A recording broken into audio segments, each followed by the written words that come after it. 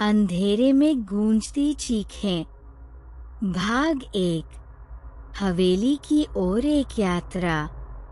गांव के लोग अक्सर हवेली के बारे में डरावनी बातें किया करते थे।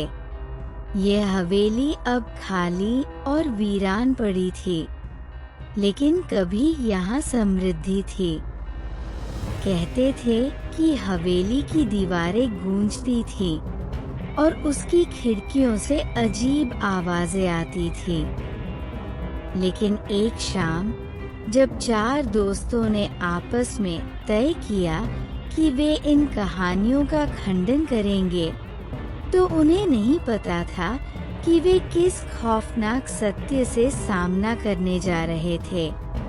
हम यहाँ साहसिक यात्रा पर आए हैं, कोई भूत प्रेत नहीं, आरव ने हंसते हुए कहा। लेकिन उसकी हंसी में भी एक हल्की सी काम थी।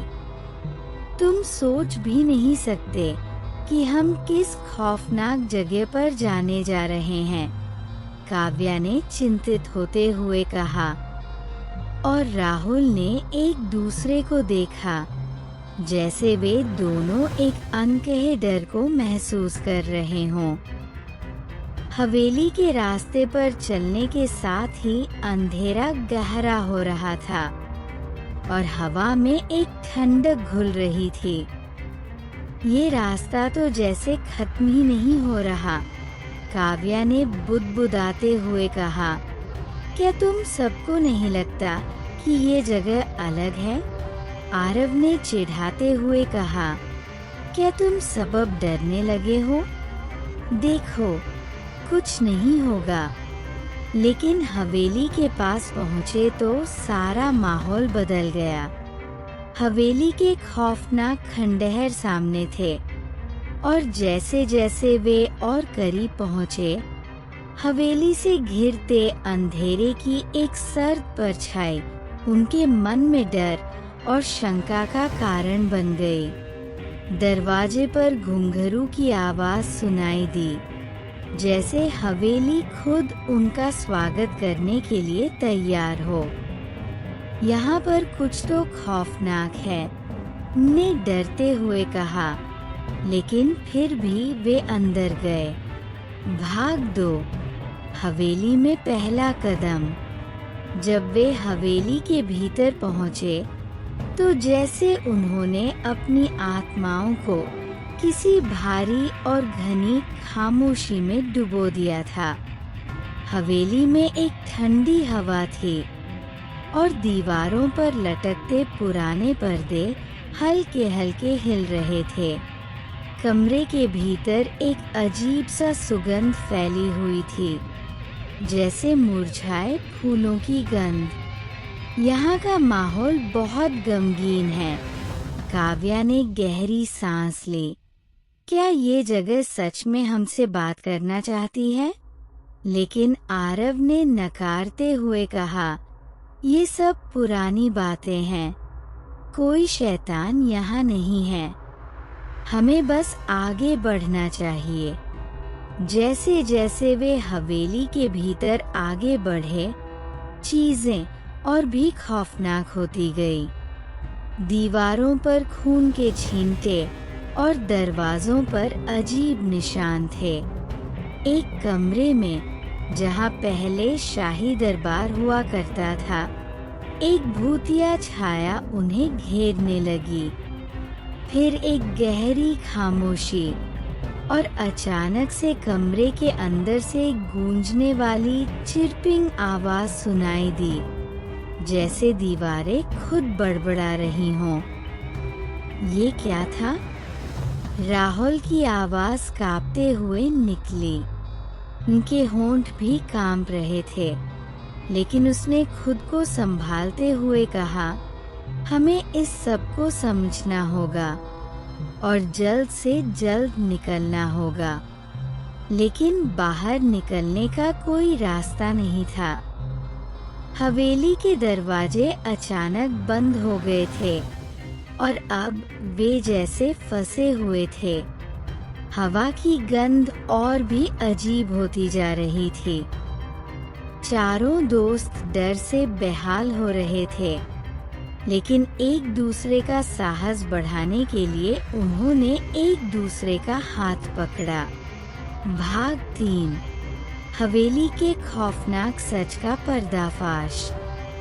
राहुल ने हवेली के हर कोने को खंगालते हुए पुरानी किताबों की अलमारी से एक किताब निकाली। किताब का आवरण घिसा पिटा था, लेकिन उसके भीतर जो लिखा था वह सबको चौंका देने वाला था। हवेली की कहानी एक ऐसे तंत्र मंत्र से जुड़ी थी जिसे कई साल पहले एक पुजारी ने किया था। हवेली का मालिक, जो कभी यहाँ एक राजा था, अमरता पाने के लिए इस तंत्र मंत्र का शिकार हुआ था, लेकिन उसने तंत्र के नियमों का उल्लंघन किया और हवेली पर एक खौफनाक शाप चढ़ गया। शाप ऐसा था कि यह हवेली कभी किसी को भी अपने कब्जे से बाहर नहीं जाने देती थी। ये सच है, राहुल ने किताब को पलटते हुए कहा। हम अब इस हवेली से बाहर नहीं जा सकते जब तक हम बलिदान नहीं देंगे। ने किताब को देखा और एक घबराए हुए स्वर में कहा। राहुल की आंखों में एक अजीब सा संकल्प था। उसने एक गहरी सांस ली। हमें इसे खत्म करना होगा। हमें इसके बारे में कुछ करना होगा, वरना हम यहाँ फंसे रहेंगे। लेकिन बलिदान, काव्या ने कहा, क्या कोई और रास्ता नहीं है? राहुल ने कहा, ये रास्ता हमारे पास आखिरी है। भाग 4। तंत्र मंत्र की शक्ति। राहुल ने किताब में दी गई तंत्र मंत्र की प्रक्रिया को शुरू किया। जैसे ही उसने मंत्र पढ़ना शुरू किया, हवेली की दीवारें डरावनी आवाजों से गूंजने लगी। कमरे में एक अजीब सी हलचल बढ़ी और हवेली के भीतर से खौफनाक चीखें सुनाई देने लगी और काव्या के दिलों की धड़कनें तेज हो गईं। चारों दोस्तों ने एक साथ हिम्मत जुटाकर इस अंधेरे रास्ते पर चलने का निर्णय लिया। तंत्र मंत्र के अंतिम चरण में राहुल को खुद को बलि देने का संकल्प करना था।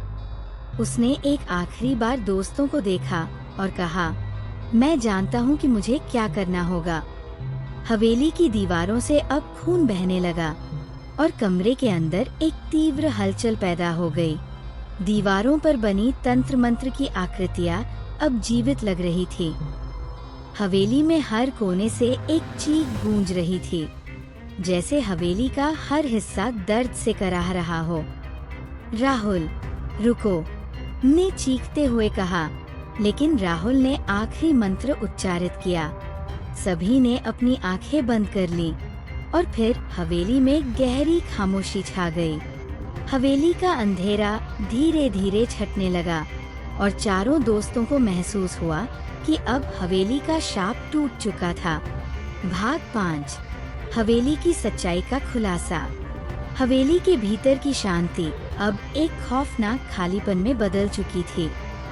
चारों दोस्त धीरे धीरे हवेली से बाहर निकल आए, लेकिन वे जानते थे कि राहुल की बलि ने उन्हें बचाया था। हवेली की दीवारों में अब कोई डर नहीं था, लेकिन उनके दिलों में हमेशा राहुल की याद रहेगी। जैसे ही वे हवेली से बाहर निकले, सूरज की रोशनी ने सब कुछ एक नए रूप में दिखाया, लेकिन उस उजाले में भी चारों दोस्तों के चेहरों पर दुख और रहस्य का आभास था। वे जान चुके थे कि हवेली के भीतर जो कुछ भी हुआ वो सिर्फ एक कहानी नहीं, बल्कि एक शापित सच था। समाप्त।